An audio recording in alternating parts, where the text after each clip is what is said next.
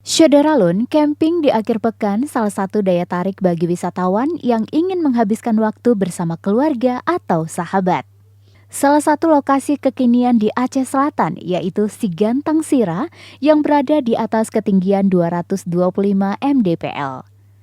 Kawasan yang masuk dalam wilayah desa Gunung Kapo, Kecamatan Trumon, Aceh Selatan ini menawarkan panorama alam yang dapat memanjakan mata. Di lokasi camping pada Minggu 12 September 2021, para wisatawan mulai memasang tenda secara sejajar di salah satu sisi puncak gunung. Selain suasana alam yang masih asri, salah satu tujuan bertenda di sini adalah untuk melihat matahari terbit di ufuk timur.